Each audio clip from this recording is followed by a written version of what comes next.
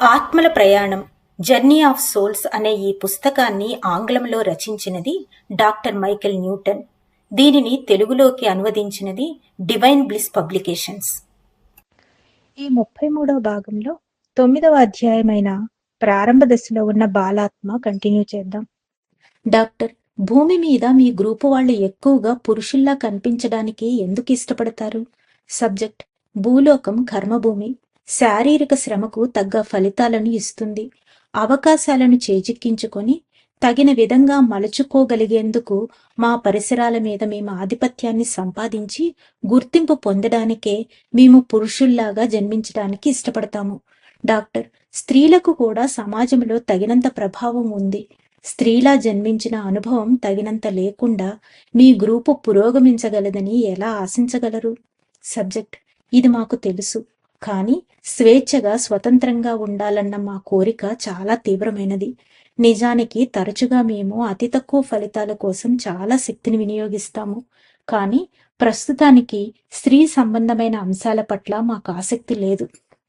Doctor, మీ గ్రూపులో స్త్రీలా జన్మించే ఆత్మ లేనప్పుడు భూమి మీద మీ జన్మలకు పరిపూర్ణతనిచ్చే అటువంటి ఆత్మల కోసం నువ్వు ఎక్కడికి వెళతారు? సబ్జెక్ట్: దగ్గర్లో స్త్రీ పాత్రలకు సరిపోయేవారు కొందరున్నారు. నాకు జోసీకి జోడీ కుదురుతుంది. ఆమె కొన్ని జన్మల్లో నాతో కలిసి జీవించింది. ట్రినియన్ న్యాల ఒక జోడీ, ఇలాగే మిగిలిన వాళ్ళు కూడా. డాక్టర్ ఆలం, నీ ఆధ్యాత్మిక సంబంధాలను గురించిన మన చర్చను ఈ ప్రశ్నతో ముగించదలుచుకున్నాను. నీ గ్రూపు ఎలా మొదలయ్యిందో చెప్పు. సబ్జెక్ట్: చాలాసేపు ఆగి, నేను నీకు చెప్పలేను. మేమందరము కలిసి ఒకేసారి వచ్చాము. డాక్టర్: ఒకే స్వభావాలు ఉన్న మిమ్మల్ని అందరినీ ఒక చోట చేర్చి ఇక్కడికి ఎవరో తీసుకొచ్చుండాలి. అలా తీసుకువచ్చింది దేవుడే అని నువ్వు అనుకుంటున్నావా? సబ్జెక్ట్ తికమక పడుతూ: కాదు, ఆయన కంటే తక్కువ స్థాయిలో ఉన్నవారే ఉన్నతాత్మలు. డాక్టర్: షాటో లేదా అతని లాంటి గైడ్సా? సబ్జెక్ట్: కాదు, అతని కంటే ఉన్నత స్థాయికి చెందినవారు. బహుశా ఈ పథకాలను రూపొందించేవారని నేను అనుకుంటున్నాను. అంతకు మించి నాకేమీ తెలియదు. డాక్టర్: కాసేపటి కిందట మీ పాత స్నేహితుల్లో కొందరు ఉన్నత స్థాయి పరిణితి సాధించడం వలన ఈ బృందంలో చురుకుగా పాల్గొనడం లేదని చెప్పావు. మరి మీ గ్రూపులోకి కొత్త సభ్యులు ఎవ్వరూ ఇక రారా? సబ్జెక్ట్: ఎప్పటికీ రారు. డాక్టర్: వచ్చే కొత్త సభ్యుడు మిగిలిన మీ అందరితోనూ కలిసిమెలిసి ఉండడానికి ఇబ్బంది పడతాడనా? సబ్జెక్టు నవ్వి: మేమంత చెడ్డవాళ్లం కాదు. మేమంతా కేవలం మా ఆలోచనల ద్వారా బాగా సన్నిహిత సంబంధాలు కలిగి ఉంటాము. కొత్తవాడికి అది వీలవదు. పైగా వాళ్లకు మాతో గతంలో కలిసి జీవించిన అనుభవాలు లేవు. డాక్టర్: గత జన్మలన్నింటి గురించిన మనం చేసే ఈ చర్చలు మానవ సమాజ అభివృద్ధికి ఉపయోగపడతాయని మీ గ్రూపు అనుకుంటుందా? సబ్జెక్ట్ కాసేపు ఆగి: సాంప్రదాయాలను సవాలు చేసేందుకు, పాతుకుపోయిన భావనలను ప్రశ్నించేందుకు మేము సమాజంలో ఉండాలనుకుంటున్నాము. మేము భౌతిక జీవితాల్లో ధైర్యాన్ని, శక్తిని, సంతోషాన్ని కూడా తీసుకువస్తామని నేను అనుకుంటున్నాను. డాక్టర్: మీ ఆధ్యాత్మిక గ్రూపులో చర్చలు ముగిసిన తరువాత మీ ఆశయాలను, లక్ష్యాలను సాధించేందుకు మీరేం చేస్తారు? మరోసారి జన్మించాలనుకుంటారా? సబ్జెక్ట్ ఆతృతగా: అవునవును. భూమి మీద కొత్తగా జన్మించడానికి వెళ్లే ప్రతిసారి మరణించిన తరువాత మిమ్మల్ని అందరినీ మళ్ళీ కలుస్తాను అంటూ వీడ్కోలు చెప్తాను. ఈ ఆత్మ గ్రూపులో ఆహాన్ని తృప్తిపరుచుకోవాలనుకునేవారు ఉన్నారు. దానికోసం పరస్పర మనోభావాలు, ప్రవర్తనలు సమర్థించుకోవడానికి ఒకే రకమైన మనస్తత్వం గల ఆత్మల గ్రూపులు ఏర్పడతాయని ఈ కేసును ఒక ఉదాహరణగా చెప్పవచ్చు. ఆత్మల గ్రూపులు ఎలా ఏర్పడతాయో అర్థం చేసుకోవడానికి ఇదే కీలకమైన సమాచారం. పురోగతికి ఒకే విధమైన మానసిక అవరోధాలు కలిగి ఉండే ఆత్మలు ఒక గ్రూపుగా ఏర్పడతాయని నేను తెలుసుకున్నాను.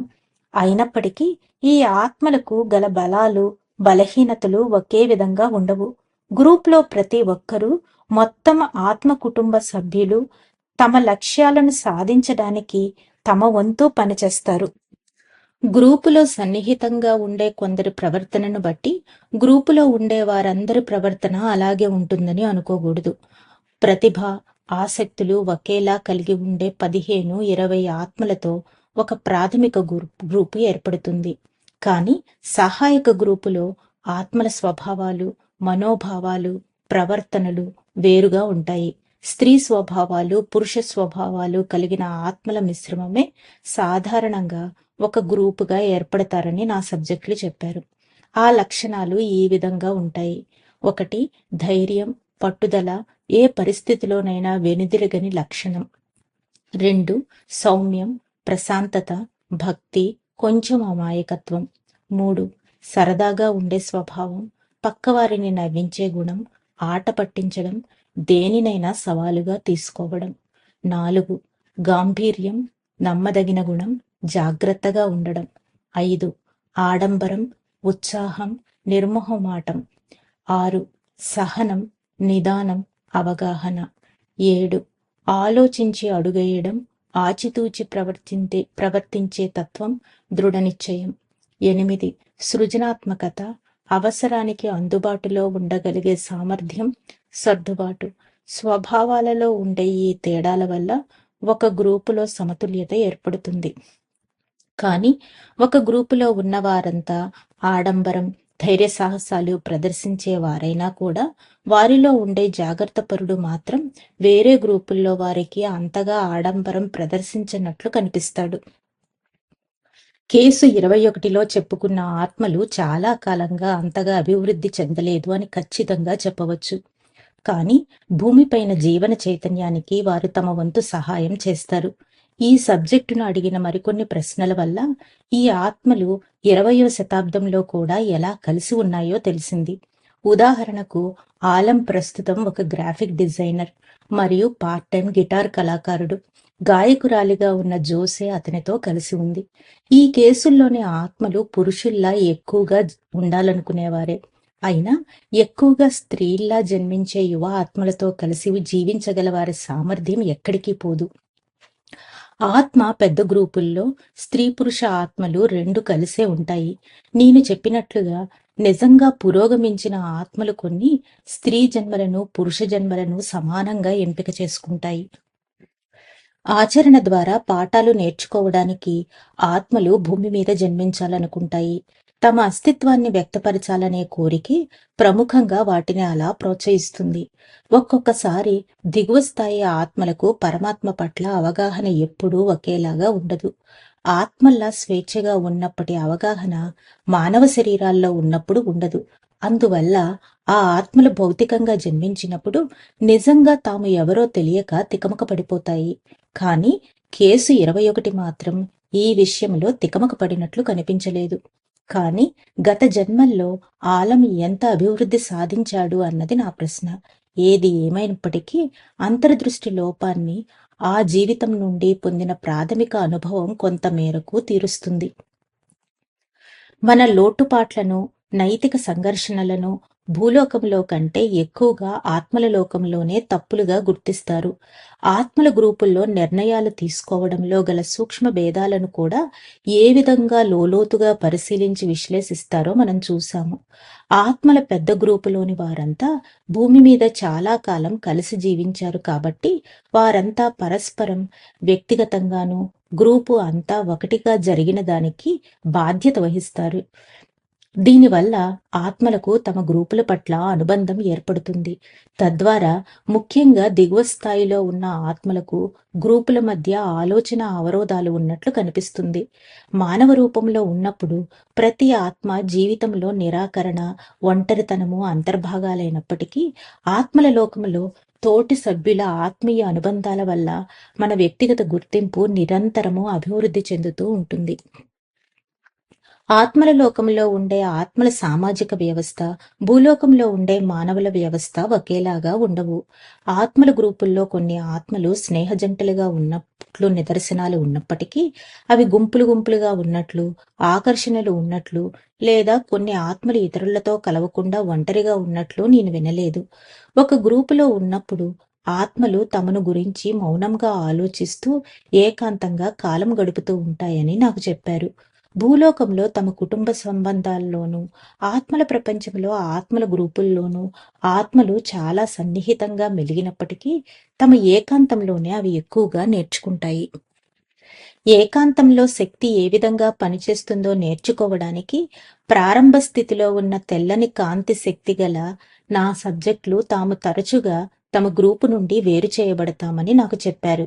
ఒక చిన్న గదిలో ఒంటరిగా కూర్చుని ఉన్న ఒక బాలాత్మ తాను స్వయంగా ఉత్పత్తి చేసుకున్న శక్తితో విడివిడిగా పడి ఉన్న స్తూపాకారపు గోళాలు, ఘనాల రూపాల్లో ఉన్న రేఖాగణిత ఆకారాలు ఒక కదులుతూ ఉన్న పజిల్స్లా ఉన్నాయని, తాను వాటిని కలపడానికి ప్రయత్నిస్తూ ఉన్నట్లు చెప్పింది. అది చాలా దిక్కుల్లో విస్తరించి కాంతులు వెదజల్లుతూ ఒక హాలోగ్రామ్లా ఉందని వివరించింది. మా శక్తిని కేంద్రీకరించి దాని ద్వారా మసకమసకగా చెల్లాచెదురైపోయి కలగలిసిపోయిన వాటిని ఒక స్పష్టమైన రూపాన్ని కల్పించడం ఎలాగో మేము నేర్చుకోవాలి అని ఆ సబ్జెక్టు చెప్పింది. ఇటువంటి పరీక్షల ద్వారా మా ఊహాశక్తి, సృజనాత్మకత, బుద్ధి కుశలతలు ఎలా ఉన్నాయో మా పరిశీలకులు తెలుసుకుంటారు. అప్పుడు వాళ్ళు తీర్పు చెప్పే న్యాయ నిర్ణేతల్లా కాకుండా మాకు ప్రోత్సాహాన్ని అందిస్తారు అని మరో సబ్జెక్టు చెప్పింది. ఏకాంతంగా ఉన్నప్పుడు అన్ని స్థాయిల్లోని ఆత్మలు మరో ముఖ్యమైన పనిలో నిమగ్నమై ఉంటాయి. భూలోకంలో గాని లేదా మరే భౌతిక ప్రపంచంలోనైనా గాని తమకు తెలిసిన, తాము శ్రద్ధ చూపిన వారి కోసం మానసికంగా తమ శక్తిని కేంద్రీకరించి సహాయం చేయాల్సి ఉంటుంది. నేను సేకరించిన సమాచారాన్ని బట్టి రక్షణ ప్రాంతం అని పిలిచే ఒక ప్రదేశానికి వెళతారు. అక్కడి నుండి ఆత్మలు విశ్వంలోని ఏ ప్రాంతానికైనా మానసికంగా చేరుకోగలరు. అక్కడ వెండి, నీలపు రంగు శక్తుల్లో తేలుతూ తమకు నచ్చిన భౌగోళిక ప్రాంతానికి సానుకూలమైన ఆలోచనా శక్తిని ప్రసారం చేస్తాయి. ఇది ఒక ప్రదేశాన్ని సృష్టించేందుకు అవసరమైన ప్రకంపనా శక్తిని నిలిపి ఉంచి దానిని విడుదల చేసేందుకు చేసే మానసిక అభ్యాసం అని నాకు చెప్పారు. అంటే ఓదార్చడానికి, మార్పు తీసుకొచ్చేందుకు ఆత్మలు తాము చేరుకోవాలనుకున్న వ్యక్తులకు, కట్టడాలకు లేదా ప్రదేశాలకు తమ ఆలోచనా తరంగాలను పంపిస్తాయన్నమాట. ధన్యవాదాలు మాస్టర్స్. ఈ రోజుతో 9వ అధ్యాయమైన ప్రారంభ దశలో ఉన్న బాలాత్మ పూర్తయింది. రేపటి నుంచి 34వ భాగము 10వ అధ్యాయమైన మధ్యస్థ స్థాయి ఆత్మల గురించి తెలుసుకుందాం. అంతవరకు సెలవు తీసుకుంటూ పద్మజ.